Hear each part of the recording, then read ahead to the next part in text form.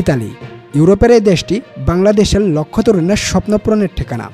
তবে এতদিন ইতালিতে বৈধভাবে যাওয়ার কোনো সুযোগ ছিল না, যে কারণে বাংলাদেশিরা অবৈধভাবে নিজের জীবনের ঝুঁকি নিয়ে মধ্যসাগর পাড়ি দিয়ে যেতেন এই দেশটিতে।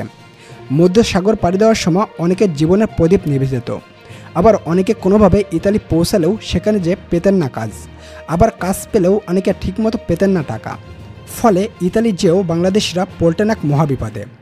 এই সংকট কাটিয়ে উঠতে এবার দুদেশ উদ্যোগ নিয়েছে। প্রথমবারের মতো বৈধ পথে বাংলাদেশি শ্রমিক নেবে ইতালি। এই বিষয়ে মঙ্গলবার সমঝোতার স্মারকে স্বাক্ষর করলেন বাংলাদেশের উপদেষ্টা আসিফ নজরুল ও ইতালির স্বরাষ্ট্রমন্ত্রী। আপনারা জানেন কিছুক্ষণ আগেই আমাদের ইটালিয়ান হোম মিনিস্টার আসছিলেন আমাদের সাথে, তাদের একটা বাইলেটারাল মিটিং ছিল। উনি এখন চিফ অ্যাডভাইজারে ওখানে গেছেন, উনি হয়তো আগামীকালও থাকবেন, এখন আগামীকাল তারপরে চলে যাবেন।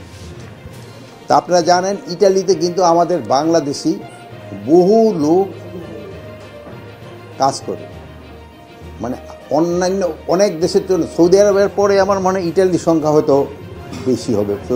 আরাবিয়ান কান্ট্রির পরে হয়তো ইউরোপিয়ান কান্ট্রির ভিতরে ইটালি সবচেয়ে বেশি। এখানে এই আমরা আজকে আলাপ করেছিলাম আমাদের ভিতরে একটা কোঅপারেশন, আমাদের একটা এইটা কীভাবে আরও বৃদ্ধি করা যায় এই ব্যাপারে আমাদের আলাপ হয়েছে।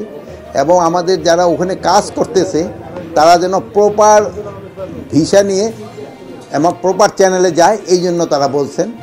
যেন আপনারা জানেন যে অনেক সময় অনেকে আছে যে যারা হয়তো সৌদি আরবিয়ার ভিসা নিয়ে গেল বা অন্য লিবিয়ার ভিসা নিয়ে গেল বা অন্য যে কোনো কান্ট্রির ভিসা নিয়ে গেল, তারপর ওখান থেকে আবার ইটালিয়ান ভিসা না দিয়ে চলে যায়।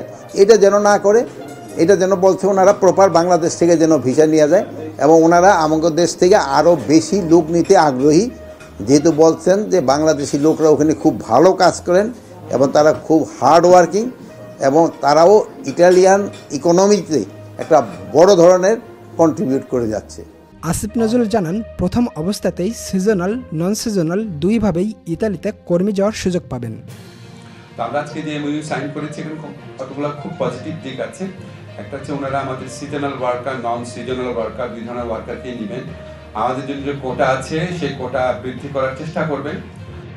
সম্মানীয় দর্শক, এই সুখবরটি শুনে কেমন লাগলো অবশ্যই কমেন্ট বক্সে জানাবেন। ধন্যবাদ।